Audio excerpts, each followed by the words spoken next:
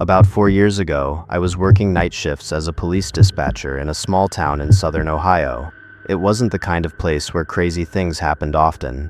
Most nights were quiet. A couple of traffic stops, maybe a noise complaint, sometimes a domestic call, nothing out of the ordinary. But there was one night that completely changed the way I look at this job. It was a Thursday night, around 1:40 a.m., dead quiet, the kind of silence where even the hum of the computers feels loud. I was halfway through a cup of stale coffee when a call came in. Unknown number. I answered like usual. 911, what's your emergency? No response, just static. Then, a voice, very faint. There's someone outside. I leaned forward. Ma'am, can you tell me your location? She hesitated, then gave me an address. It was a rural property, about 20 minutes outside town. Old house, big land, no close neighbors. What do you see, ma'am? I don't know. He's just standing there. Where exactly? By the driveway, just staring at the house. That wasn't too unusual. People get paranoid at night. Sometimes it's just someone passing by. Still, I dispatched a unit. Unit 3, possible suspicious person. Rural address on County Road 17. Officer Miller responded immediately. Copy, en route.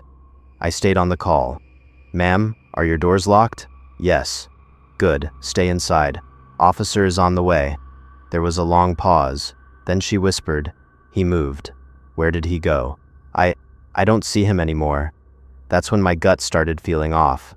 People don't just vanish like that. Ma'am, stay calm. The officer will be there shortly. Then she said something that didn't sit right with me. I think he's closer now. Closer how? I can hear footsteps. I looked at the timestamp. Miller was still, about 8 minutes out. Ma'am, where are you in the house? My bedroom, upstairs. Stay there. Do not go downstairs. Silence. Then, a soft thud. What was that? I think he's inside. My heart dropped. Unit 3, be advised. Possible break-in. Suspect may be inside the residence. Miller's tone changed instantly. Copy. ETA, 3 minutes. I could hear her breathing getting faster. Ma'am, listen to me. Lock your bedroom door if it's not already locked. It is. Good. Stay quiet. Then we both heard it, clear as day. Footsteps, from downstairs. Slow, deliberate, not rushing, not sneaking, just walking. He's not trying to be quiet, she whispered. That line still gives me chills. Then, a loud creak, like a stair. He's coming upstairs. Unit 3, hurry. Almost there. Another step, then another. The woman started crying quietly. Please, please don't. Let him come in. Stay with me. You're not alone. The footsteps stopped, right outside her door. Then, knock, knock, knock. Slow, even. She covered the phone, but I could still hear her breathing. Then a voice, from the other side of the door. Police department, open the door. I froze, because at that exact moment, Miller radioed, dispatch, I'm pulling into the driveway now. My entire body went cold. Ma'am, do not open that door. She whispered, but he said he's police. That is not the officer. Silence. Then the voice outside the door spoke again. I know you're in there. And this time, it didn't sound calm. It sounded wrong, like someone trying to imitate authority, but failing. Miller's voice came through the radio again. Front door is open, entering now. Inside the house, the footsteps moved again. Fast this time, running. The woman gasped. He's leaving. He's going downstairs. Then, a loud crash. Miller shouted over the radio, hey, stop.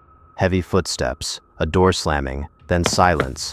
Backup units arrived within minutes. They searched the entire property, inside and out. No suspect, no footprints, no forced entry, nothing. Just an open front door, and the woman, alive, terrified. She told officers exactly what she told me. A man standing outside, then inside, then pretending to be police. But here's where it gets worse. When Miller reviewed his body cam footage, there was a moment, right before he entered the house, where you can clearly see someone standing inside, at the end of the hallway, perfectly still, watching the door.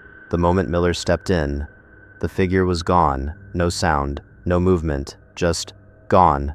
The footage was never released publicly, but I saw it, and the worst part, The figure was wearing a police uniform, same as Miller, same badge, same everything.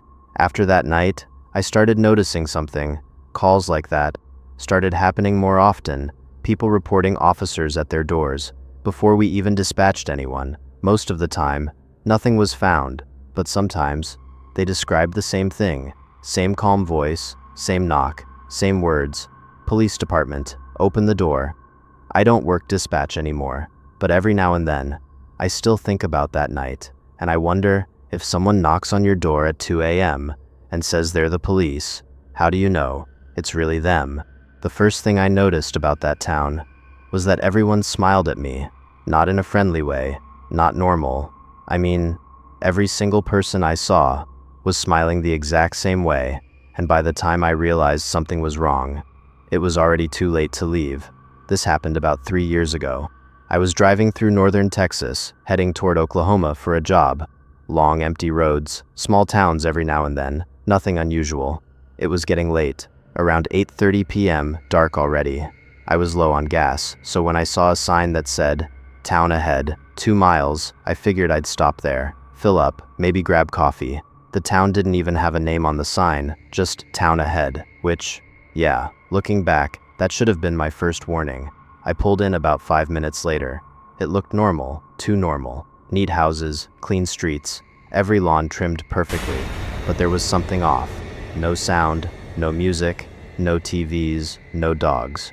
Barking, nothing. Just silence. Then I saw the first person, a woman standing outside a small grocery store. She looked right at me and smiled, wide, way too wide, not natural. I nodded politely and walked inside. The store was small, almost empty. An older man stood behind the counter, and the moment I walked in, he smiled. Same smile, exact same. I felt that uncomfortable feeling you get when something isn't right, but you can't explain why. "Evenin'," I said. He didn't respond, just kept smiling. I grabbed a bottle of water, some snacks, walked to the counter. He scanned everything slowly, still smiling. "Passing through?" he asked. His voice sounded normal, but that smile never moved. "Yeah, just heading north." He nodded, still smiling. "You should stay the night." I laughed a little. "Appreciate it, but I gotta keep moving." That's when something changed. Not his expression. That stayed the same. But his eyes, they didn't match the smile anymore. "You really should stay." This time, it didn't sound like a suggestion. I paid quickly, grabbed my stuff, and left. As I walked outside, I noticed something that made my stomach drop. More people, standing outside now, just watching, and every single one of them, smiling, same exact smile. I got into my car immediately, locked the doors. "Okay, this is weird. Just leave." I started the engine, nothing. Tried again, nothing. That's when I looked up. They were closer now, not rushing, not running, just walking, slowly, still smiling. I felt my heart start racing. Come on, come on. The engine finally started. I didn't waste a second. I hit the gas, drove straight out of town, didn't stop, didn't look back. For about 10 minutes, everything was fine. Then I saw the sign again. "Town ahead, 2 miles." My chest tightened. No way.